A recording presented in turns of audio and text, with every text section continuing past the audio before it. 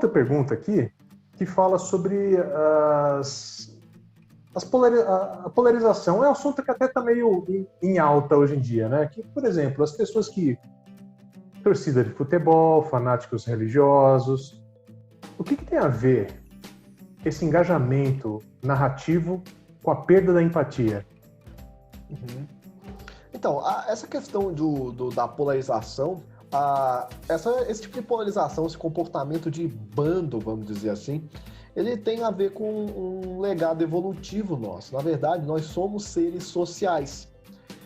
Negar essa nossa necessidade de pertencer a um grupo não faz muito sentido. Afinal, nós, enquanto seres primitivos, enquanto homens das cavernas, nós só tínhamos a capacidade realmente de enfrentar grandes animais que nós buscávamos caçar naquelas épocas através de grupos. Então, nós sempre tivemos esse tipo de comportamento de grupo e é por isso que nós damos tanta importância, inclusive, à nossa reputação. As pessoas, às vezes, perguntam assim, qual que é o maior medo da humanidade? Muita gente fala, o medo da morte. Não é o medo da morte. O maior medo da humanidade se chama falar em público. Porque a exposição social é algo que as pessoas dão muita importância. A reputação é algo que as pessoas dão muita importância. Justamente por isso, porque nós temos um legado, um vestígio evolutivo daquelas épocas em que estar em um grupo, estar em um bando era primordial, era essencial para que a gente conseguisse sobreviver. Então, nós temos uma necessidade de pertencer a um grupo e é mais confortável para nós pertencer àquele grupo do que simplesmente abrir a nossa mente para poder criar diálogos consistentes, porque para quem abre a mente consegue perceber claramente qual que é a dor de você simplesmente buscar estabelecer consenso. Você vai levar porrada de todo lado e você não vai sentir que você está inserido nem num grupo nem no outro. Só que é justamente essa polarização que leva as pessoas a estarem guerreando eternamente. Ou você tem que pegar o pacote X ou você tem que pegar o pacote Y, não existe meio termo. E os debates, então, eles se transformam em guerra, né? Eles se transformam em guerra de uma pessoa tentando convencer a outra com unhas e dentes do porquê que a sua mensagem, a sua ideia, ela é mais consistente que a outra e não simplesmente buscando escutar o que o outro tem a dizer e perceber se aquilo faz algum sentido. Então, hoje em dia, a gente percebe isso claramente, debates políticos e tudo, as pessoas estão mais interessadas em criar estratégias convincentes para que outras pessoas, então, acolham aquilo que ele está dizendo, do que realmente criar um debate construtivo em que as pessoas possam chegar a um consenso, que as pessoas possam chegar a uma verdade, algo mais próximo de uma verdade. Então, eu diria que para a gente conseguir entender esse processo de polarização, o entendimento evolutivo, da biologia evolutiva nossa, é o que nos explica isso. Nossa necessidade fisiológica de pertencer a um grupo. E isso nos traz um acolhimento, nos traz uma sensação de prazer, né? Vamos falar de neurociência, então. Existem algumas áreas do nosso cérebro, que são áreas do nosso sistema mesolímbico, que vão estar relacionadas a vias de recompensa, vias de prazer. O que é que nos traz prazer? Nós somos programados a sentir prazer com determinadas questões, como, por exemplo, doce, alimentos gordurosos, ricos em açúcar, relação sexual, e até mesmo buscar por novidades. Novidades são coisas que nos trazem prazer. E estar em um grupo, ter comunicação, falar com outras pessoas, pertencer a um grupo também é algo que nos traz prazer. Então nós temos uma tendência natural a ficar motivados a estar neste grupo, a defender este grupo, não importa o que aconteça. Isso tem consequências drásticas na sociedade como um todo, na forma com que nós nos relacionamos. Mas é isso que fica mais próximo da gente conseguir entender o que está por trás. Me diz uma coisa, então é uma luta entre o coletivo, as mídias sociais deveriam trazer um mundo mais global e aproximar realidades diferentes a ponto de pensarmos como um todo. Só que nesse momento o que aconteceu foi o contrário, todos se tornaram bandos. E assim, quem tem a habilidade de fazer isso faz com que nos tornemos bandos e a empatia acaba. Como podemos fazer reverter isso? Porque é um dos ingredientes da lavagem cerebral. Quando você é pertencente a um grupo, uma seita, uma facção política, e daí você acaba se tornando uma coisa. É como se fosse um atavismo. No momento, poderia ser coletivo, estamos nos voltando para bandos. Como reverter isso e ativar a empatia? Teria, assim, algum tipo de processo para reverter isso? Então, assim, geralmente nós temos já essa tendência natural a querer pertencer a grupos, a pertencer a bandos. Nós estamos constantemente buscando simplesmente aquilo que nós fomos programados a fazer. Só que a gente tem que entender o seguinte: a evolução, ela não nos faz sermos perfeitos. Nós não somos feitos para fazermos as coisas do jeito certo. Nós somos programados a sobreviver a qualquer custo. E então a questão é não necessariamente nós temos nós temos uma tendência natural a fazer a melhor coisa sempre. Por exemplo, o nosso cérebro, ele é altamente programado a gostar de alimentos gordurosos. Então, se você fosse achar que tudo que nos traz prazer, que tudo aquilo que é bom, realmente é a melhor coisa a se fazer, tudo que nós já somos programados a fazer, o ideal seria a gente ficar comendo chocolate, gordura, coxinha, tudo que há de mais gorduroso, até morrer com a artéria entupida. Mas não é assim que as coisas funcionam. Então, é por isso que existem tantos cursos, tantas questões sobre inteligência emocional. O que é inteligência emocional? É nós aprendermos a inibir um pouco dessas questões nossas que são instintivas, que são primitivas. E sim, fará melhor, tanto para você quanto para a sociedade como um todo, você saber inibir alguns dos seus impulsos naturais. E com isso, então, trazer racionalidade para alguns processos.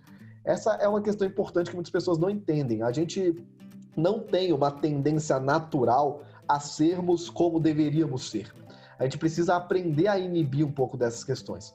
Então, aprender o autoconhecimento, aprender o autodesenvolvimento, consegue te ajudar a se tornar uma pessoa mais consciente dos seus erros, consciente dos seus limites, e assim, então, conseguir inibir aquilo que realmente não faz bem para você e para o outro.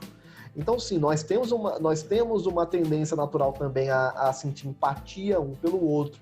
Provavelmente existe uma grande relação com a nossa ínsula, que é um lobo que fica escondido lá no nosso cérebro, que mostra, por exemplo, pessoas que têm transtorno de personalidade antissocial, mais conhecido como psicopatia, geralmente tem pouca atividade dessa área. Então, sim, a gente realmente tem uma tendência natural a sentir empatia uns pelos outros. Só que essa própria tendência natural de sentir empatia uns pelos outros pode ser simplesmente um legado de você querer algo em troca do outro.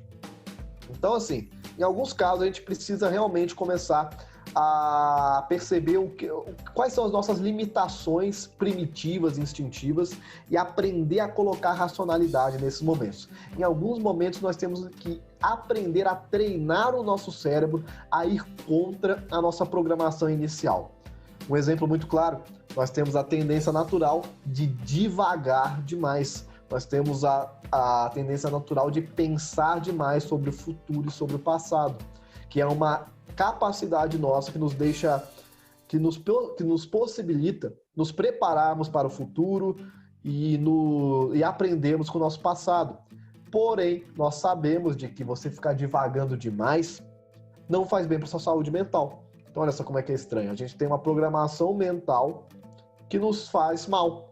E sim, isso acontece, mas você consegue treinar o seu cérebro a responder de forma diferente. Você consegue treinar o seu cérebro a focar mais no aqui e no agora.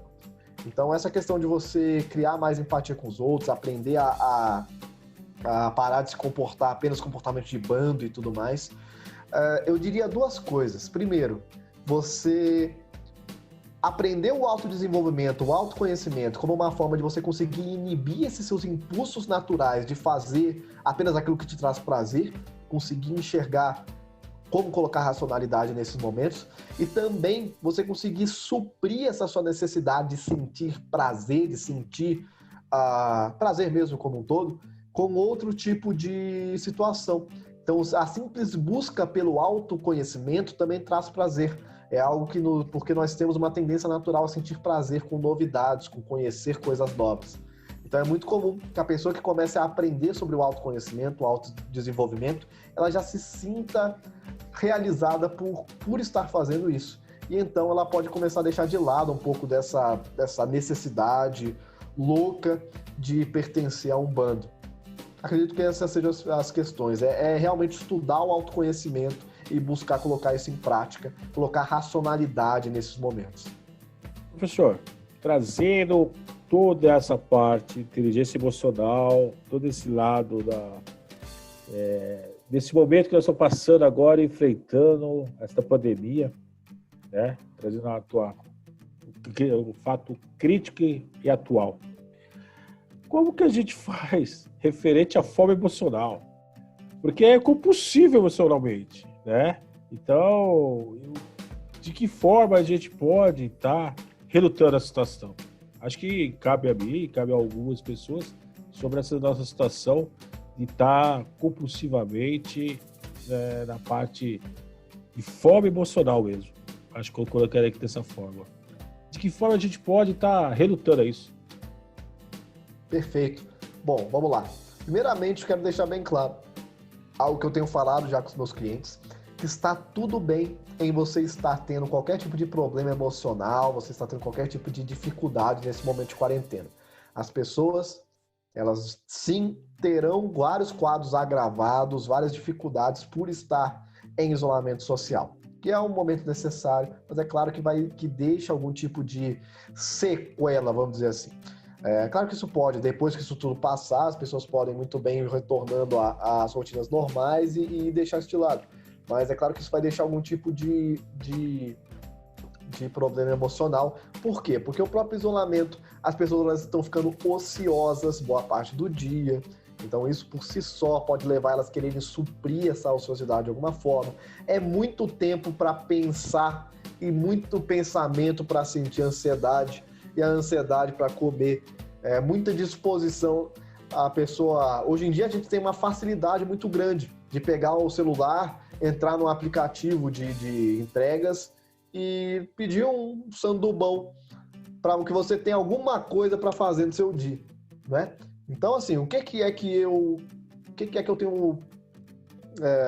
propondo para os clientes? Primeiramente, eu deixar claro, olha, vai ser mais difícil do que se as coisas estivessem normal. Vai ser, a gente tem que entender que é mais difícil e não ficar tentando negar isso, porque isso vai trazer até um pouco mais de sofrimento para as pessoas, elas acharem que elas têm a obrigação de saber se sentir ótimo durante o processo da quarentena. Mas é claro que você pode sim ter qualidade de vida e conseguir diminuir essas questões. Primeira questão que eu recomendo é a prática do mindfulness. O mindfulness é basicamente um exercício de atenção plena que ajuda você a treinar o seu cérebro a focar mais no momento, no aqui e no agora, e menos em pensamentos mirabolantes. Isso por si só diminui a ansiedade, diminui esses pensamentos intrusivos e automáticos que acompanham a ansiedade, e a ansiedade por si só muitas vezes leva a pessoa a querer comer algo para poder suprir aquela ansiedade. Então recomendo aí que você faça 2 minutinhos por dia, de preferência 2 vezes por dia, um mindfulness caso você esteja tendo esse problema. Uma forma rápida, para quem não conhece o mindfulness, quiser aprender uma forma super simples de fazer, põe 2 minutos no seu relógio, fecha os olhos e presta atenção na respiração. Pronto, só isso. Presta atenção no ar entrando, no ar saindo, e só isso. Quando você perceber que você desviou a atenção para outra coisa, volta a atenção para a respiração. E assim você vai estar treinando o seu cérebro. Ó, foca aqui, foca no momento, foca no agora. Beleza?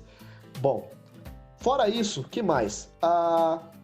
Você conseguir preencher o seu dia com coisas que te trazem algum tipo de bem-estar. Você sair um pouco da ociosidade. O que você pode fazer nesse momento, se você está ficando muito ocioso? Primeiro, existem muitos canais no YouTube, mesmo que você encontre, de pessoas ensinando você a fazer exercícios físicos dentro de casa, com segurança, com tranquilidade.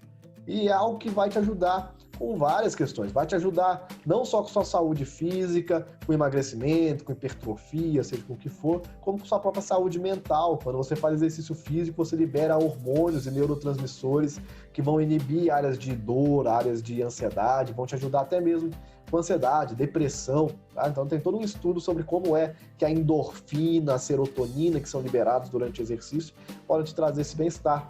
Então dedica aí 1-2 horas do seu dia que se dedicar para fazer exercício físico, já é um baita de um tempo que você preencheu fazendo alguma coisa que vai te agregar.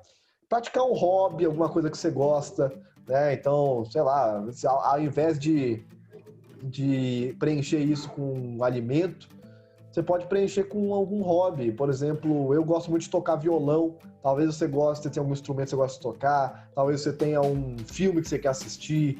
Talvez você tenha um... A gente tem que tomar cuidado com filme, só porque às vezes filme é gatilho para a pessoa querer comer. A pessoa começa a assistir seriado. É jogo também.